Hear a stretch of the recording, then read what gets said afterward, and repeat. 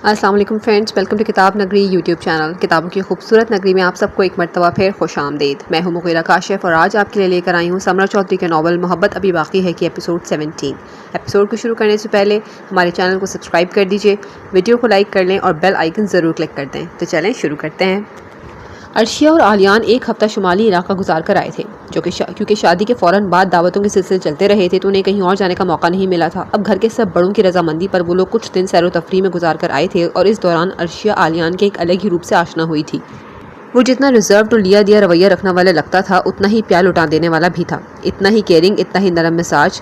اب پتہ نہیں وہ عرشیہ کے معاملے پر ایسا تھا یا تھا ہی ایسا، جو بظاہر سخت مزاج سے لگتا تھا لیکن عرشیہ کو وہ کسی قیمتی متاع کی طرح ہی ٹریٹ کرتا تھا، اور وہ اس کا پیار دیکھ کر حیران ہوتی رہتی کہ وہ اتنی خاص تو نہیں تھی جتنا آلیان نے اسے خاص بنا دیا تھا۔ بہرحال وہ بہت خوش تھی اور اللہ کی بہت شکر گزار بھی۔ شادی کے بعد سے اب تک ایک ایک پل وہ جیسے کسی خواب کی مانند جی رہی تھی۔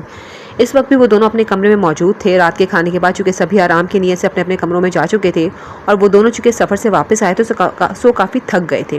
آلیان بیڈ گراؤنڈ سے ٹیک لگائے نیم دراز تھا، جبکہ عرشیہ اس کے کندھے سے سر ٹکائے اس کے ساتھ بیٹھی تھی، اور اس وقت دونوں وہ تصاویر دیکھنے میں مصروف تھے جو اپنی ہنی مون کے دوران لی گئی تھیں۔ آلیان نے اسے ایک لمحے کو اپنے پاس قید کیا تھا کہ عرشیہ کی سنگت میں گزارا گیا وقت اس کے لیے انتہائی قیمتی تھا۔ وہ دونوں ان تصاویر کو دیکھتے ہوئے تبصرے کیے جا رہے تھے۔ آلیان کا سیل فون اس وقت عرشیہ کے ہاتھ میں تھا اور وہ تصاویر دیکھتے ہوئے اس پر بولتی جا رہی تھی کہ اچانک سے ایک تصویر پر ہاتھ رکا تھا۔ وہ حیران سی آلیان کی طرف مڑی تھی۔ آلیان یہ تو، اور آلیان اس کے ہاتھ سے سیل لیتے ہوئے مسکراتے ہوئے کان کھجانے لگا تھا۔ اتنا حیران کیوں ہو رہی ہو؟ تمہاری ہی ہے یہ تصویر؟ اس کی حیرانگی پر وہ کھل کے مسکرایا تھا۔ ہاں میری ہے، لیکن آلیان یہ کب لیا آپ نے؟ مطلب یہ تو شادی سے پہلے کی ہے آئی تھنک، ہے نا؟ وہ حیرانگی سے پوچھنے لگی تھی۔ ہاں، جب ہم لوگ اسکردو گئے تھے اور تم لوگ بھی وہیں تھے، اس شام تم اپنے آس پاس سے بے خبر اس منظر میں پوری طرح ڈوبی ہوئی تھی، اور یقین مانو مجھے وہ منظر اتنا اچھا لگا تھا کہ میں خود کو روک ہی نہ پایا اسے قید کرنے سے۔ سوچا بعد میں کبھی معذرت کر لوں گا۔ وہ شرارتی سے مسکراہٹ اچھالتے ہوئے بولا تھا۔ کتنی بری بات ہے ویسے، یوں کسی سے پوچھے بغیر اس کی تصویر لینا۔ وہ اسے شرم دلانے والے انداز میں بولی تھی۔ ہاں تو مجھے اچھی لگتی تھی نا، تم کیا کرتا؟ اور کون سا تم نے پورا چہرہ دکھا دیا تھا، سائڈ پوز ہی تو تھا، وہ منہ بناتے ہوئے بولا تھا۔ عرشیہ کو بے اختیار ہنسی آئی تھی۔ توبہ ہے آلیان، کیا چیز ہو آپ، حد ہے ویسے۔ وہ مسکراتے ہوئے پھر سے اس کے کندھے سے سر ٹکا کر بولی تھی۔ یار بس یہ محبت نا بڑے بڑے کام کرا دیتی ہے، تم کیا جانو۔ وہ اس تصویر پر نظر ٹکاتے ہوئے جیسے کھویا کھویا سا بولا تھا۔ ویسے آلیان کیا چیز ہے یہ محبت؟ آپ کیسے ڈیفائن کرتے ہو اسے؟ وہ اس کی شرٹ کے بٹن سے کھیلتے ہوئے پوچھنے لگی تھی۔ محبت، آلیان جیسے کچھ سوچتے ہوئے بولا تھا۔ محبت سمجھو تو احساس، دیکھو تو رشتہ، کہو تو لفظ، چاہو تو زندگی، کرو تو عبادت، نبھاؤ تو وعدہ۔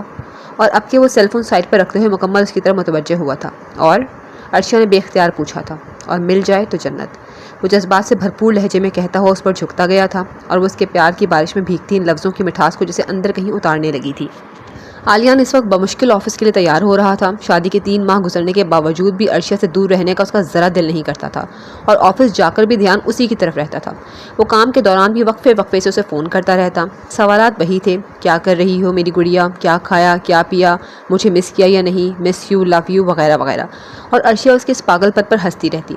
اور پھر شام کو آتے ہوئے کبھی آئس کریم، چاکلیٹس، کینڈیز وغیرہ، کبھی کوئی سرپرائز گفٹ، کہ عرشیہ کو سرپرائز ہمیشہ سے اچھے لگتے تھے، پھر چاہے کوئی چھوٹا موٹا گفٹ ہی کیوں نہ ہو لیکن اسپیشل طریقے سے دیا جائے، یہ عرشیہ کا ماننا تھا۔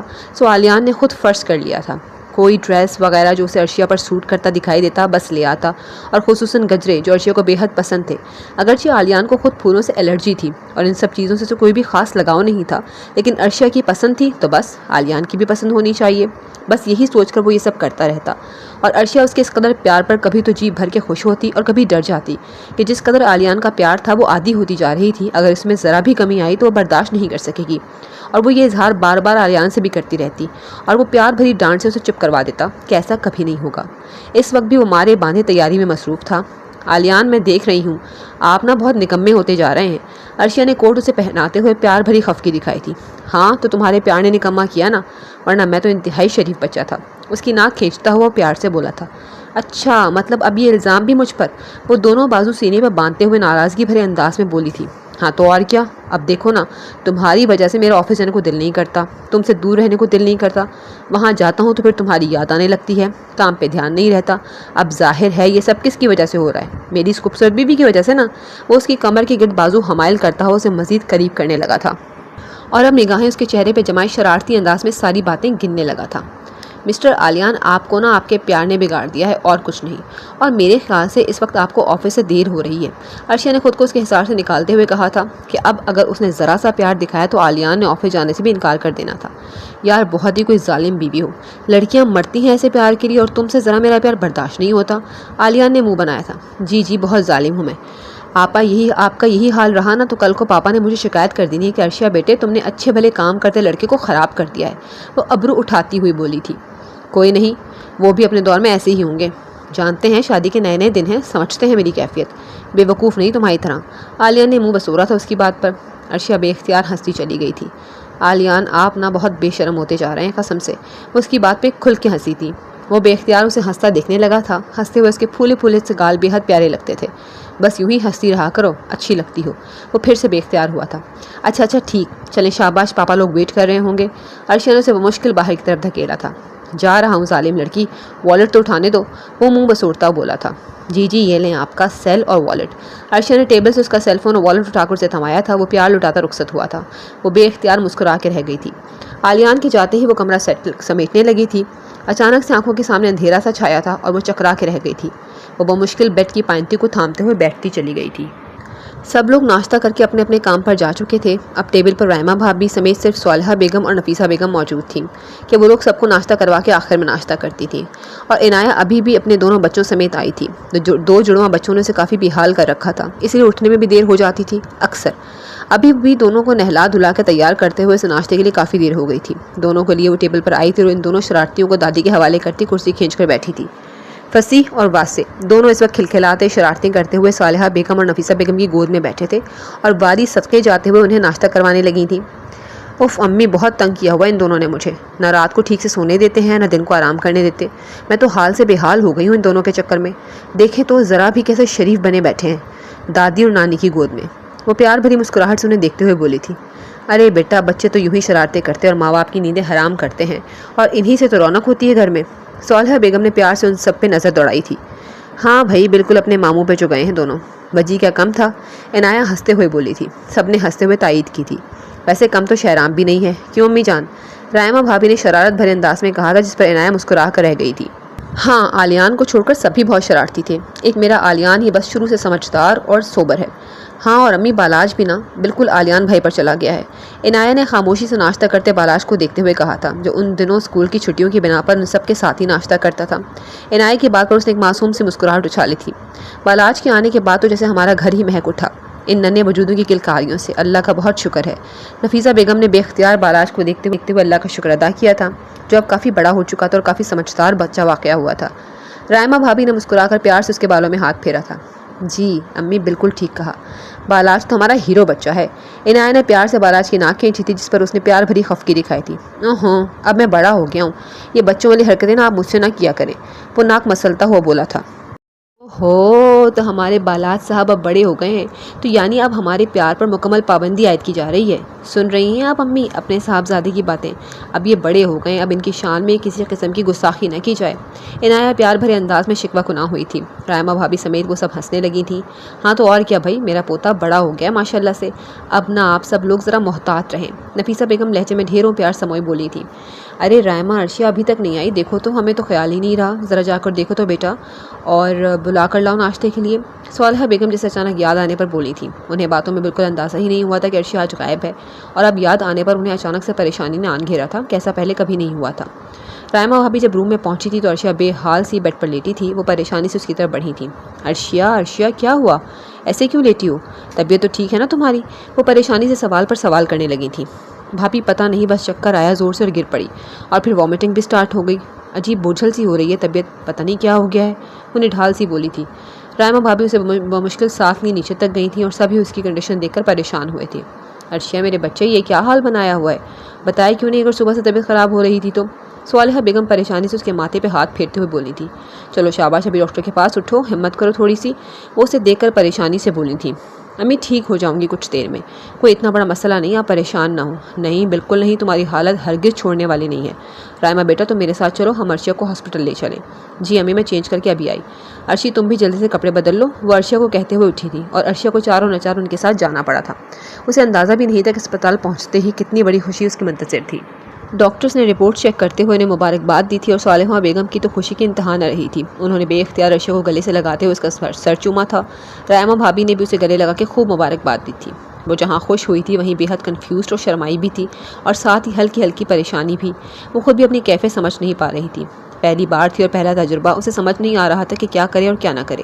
وہ لوگ اسے گھر لے گئے تھے اور ساتھ ہی مٹھائی بھی لی تھی کہ گھر میں سب کو مٹھائی کے ساتھ ہی گڈ نیوز دی جائے۔ عرشیہ نے انہیں فی الحال عالیان کو بتانے سے منع کیا تھا کہ وہ اسے سرپرائز دینا چاہتی تھی۔ وہ دیکھنا چاہتی تھی کہ عالیان اس نیوز پر کیسے ری ایکٹ کرے گا۔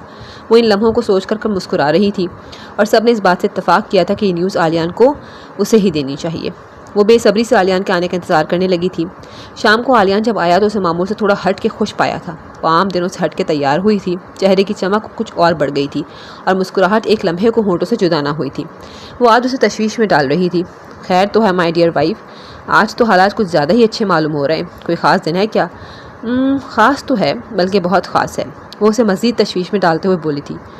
ہاں، جہاں تک مجھے یاد پڑتا ہے تو آج آپ کا برتھ ڈے بھی نہیں ہے، اور ابھی ہماری شادی کی اینیورسری بھی کافی دور ہے، تو جناب کی اس قدر خوشی کی وجہ؟ وہ معمول کی طرح اسے باہوں میں لیتا ہوا بولا تھا۔ آفس سے آتے ہی اس کا معمول تھا عرشیہ کو باہوں میں بھر کے اس کا ماتھا چومنا۔ ایسے تو نہیں بتاؤں گی، کہیں باہر چلتے ہیں نا ڈنر پر، آؤٹنگ بھی ہو جائے گی اور خوشی کی وجہ بھی جان لیں گے، کیسا؟ ویسے تو میں کافی تھکا ہوا تھا، لیکن اگر میری پیاری بیوی کا دل چاہ رہا ہے باہر ڈنر کا تو میں کیسے انکار کر سکتا ہوں؟ مجھے بس 5 منٹ چاہیے فریش ہونے کے لیے۔ ہاں آپ آرام سے فریش ہو جائیں، کچھ دیر ریسٹ کریں، پھر چلیں گے، صحیح؟ وہ معصومیت سے کہتی اسے اور بھی پیاری لگی تھی۔ بالکل صحیح۔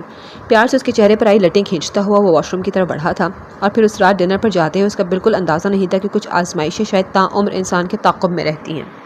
وہ گلاس ڈور دھکیلتا ہوا اندر داخل ہوا تھا۔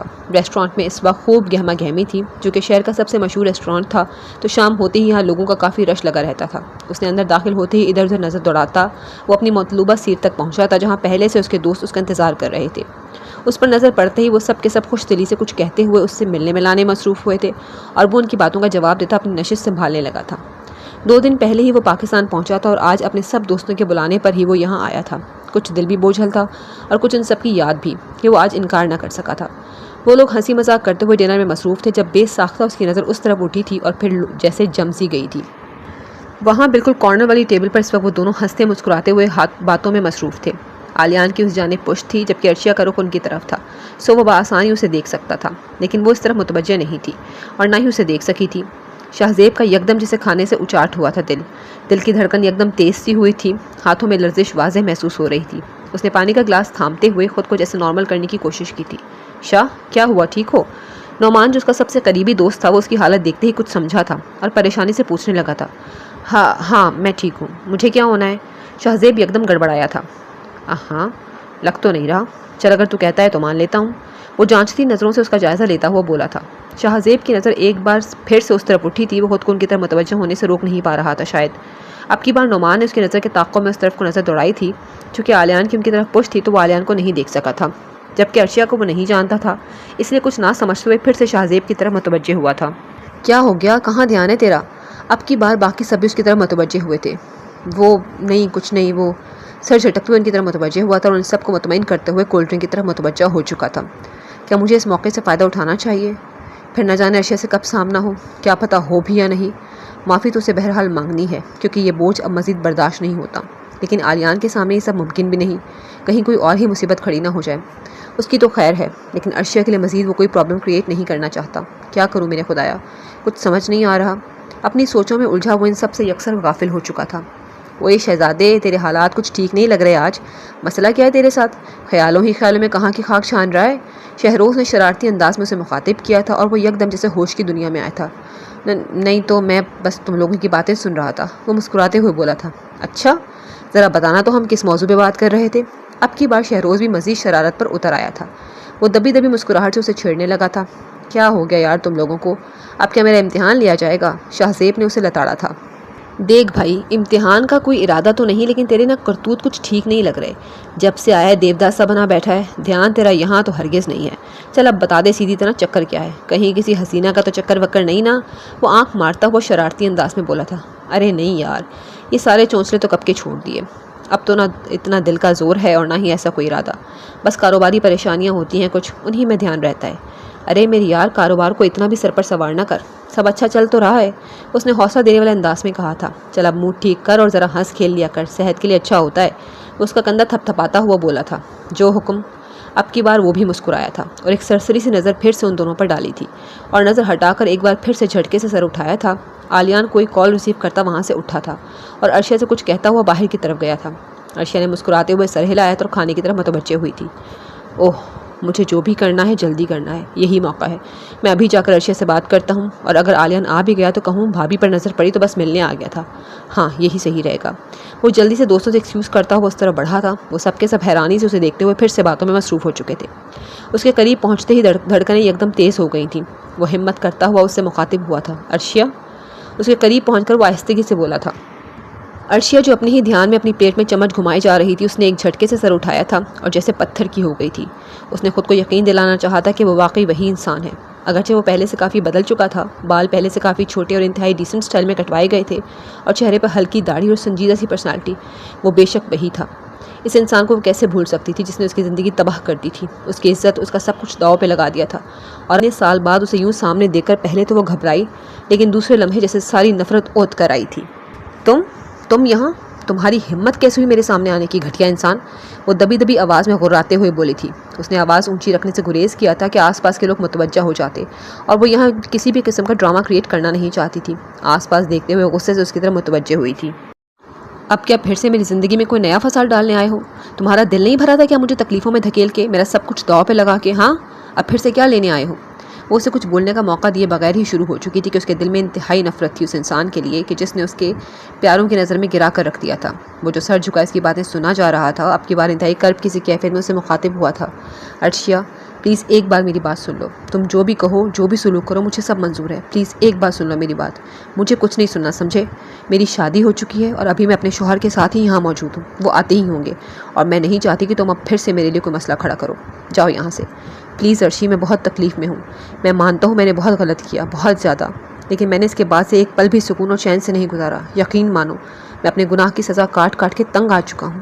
شاید تمہاری ہی بد دعا تھی کہ میں اس دن سے لے کر آج تک ایسی تکلیف میں ہوں جس سے نہ جان چھوٹتی ہے نہ کوئی راستہ دکھائی دیتا ہے۔ ایک گناہ کا بوجھ ہے جو مسلسل مجھے اندر سے کاٹ رہا ہے۔ میں نے کتنی بار کوشش کی تم سے رابطہ کرنے کی، تم سے معافی مانگنے کی، لیکن حالات ہی کچھ ایسے تھے کہ میں نہیں کر پایا۔ اور جہاں تک تمہاری شادی کی بات ہے تو میں سب جانتا ہوں۔ آلیان میرا بہت اچھا دوست ہے اور میرا محسن بھی، لیکن یہ بہت لمبی بحث ہے، میں اس وقت تمہیں نہیں بتا سکتا۔ پلیز اس وقت مجھے بس اتنا ہی کہنا ہے کہ میں اپنے کیے پر بہت شرمندہ ہوں، جو کچھ تمہارے ساتھ کیا میں نے غلط کیا۔ اور ابھی وہ کچھ اور کہہ بھی رہا تھا کہ عرشیہ کے تاثرات دیکھ کر چپ ہوا تھا۔ وہ اس کے پیچھے دیکھتے ہوئے ایک دم ساکت سی ہوئی تھی۔ اس نے عرشیہ کی نظروں کے تعاقب میں پیچھے مڑ کے دیکھا تھا اور جیسے سانس لینا بھول گیا تھا۔ آلیان آ چکا تھا اور اس وقت خالی خالی نظروں سے ان دونوں کو دیکھ رہا تھا۔ اس کے تاثرات سے کچھ بھی اندازہ لگانا مشکل تھا، لیکن ان دونوں کو پریشانی نے آن گھیرا تھا۔ آلیانہ بہت قریب پہنچ چکا تھا اور مسکراتے ہوئے اس سے ملا تھا۔ شاہزیب کو سمجھ نہیں آئی تھی کہ وہ واقعی کچھ سن چکا ہے یا نہیں۔ وہ پریشانی سے اس کی طرف دیکھنے لگا تھا۔ کچھ یہی حال عرشیہ کا بھی تھا۔ کیا ہوا؟ تم لوگ اتنے پریشان کیوں ہو رہے ہو؟ کوئی بات ہے کیا؟ وہ انجان سا بنتا ہوا ان سے پوچھنے لگا، اور شاہزیب کو سمجھ نہیں آئی تھی کیا ریئیکٹ کرے۔ نہیں یار، میں تو وہ بس بھابھی کو دیکھا تو سوچا مل لوں، کبھی ملاقات نہیں ہوئی تھی نا، اور وہ یہاں اکیلی بیٹھی تھی تو سوچا پوچھ لوں۔ وہ بمشکل اپنا لہجہ نارمل رکھنے کی کوشش کر رہا تھا، اور آلیان جسے گھاگ بند دیکھ رہی ہے اندازہ لگانا بالکل بھی مشکل نہیں تھا کہ وہ واقعی گھبرا سا گیا تھا۔ کیوں؟ یہ تو پوری بات جاننے کے بعد پتہ چلنا تھا۔ بہرحال وہ آلیان کے دل میں شک کا بیج بو چکا تھا، اور اس کا اندازہ کچھ اسے بھی ہو رہا تھا، لیکن وہ بغیر سوچے سمجھے سب بتا بھی نہیں سکتا تھا کہ ہو سکتا ہے اس نے کچھ نہ سنا ہو، اسے تو عرشیہ کے لیے کوئی مسئلہ ہی نہ کھڑا ہو جائے۔ بغیر جانے کے مسئلہ تو وہ کھڑا کر چکا تھا۔ ہاں چلو، اس بہانے تم اپنی بھابھی سے تو مل لیے۔ ویسے تم تو غالباً ملک سے باہر چلے گئے تھے، کب ہوئی واپسی؟ آلیان نے لہجہ نارمل رکھتے ہوئے پوچھا تھا۔ ہاں، وہ بس 2 دن پہلے ہی آیا ہوں، کچھ ضروری کام تھا تو بس آنا پڑا۔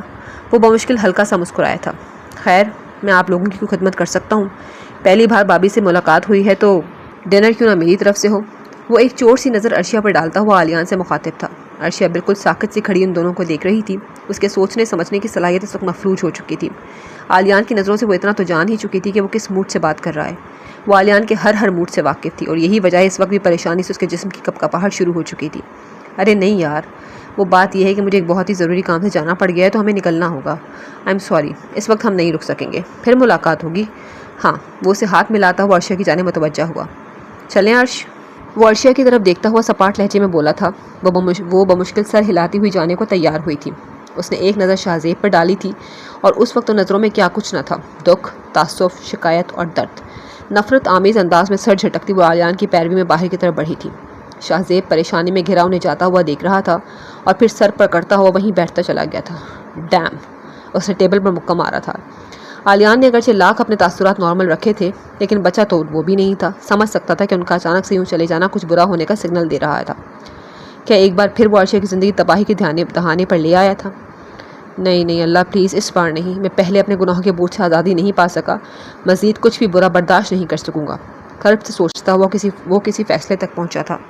جی فرینڈس، تو یہیں پر اختتام پذیر ہوتی ہے آج کی ایپیسوڈ۔ آپ کو کیسی لگی ہمیں ضرور بتائیے گا۔ اگلے ایپیسوڈ تک اپنا خیال رکھیے گا۔ اللہ حافظ۔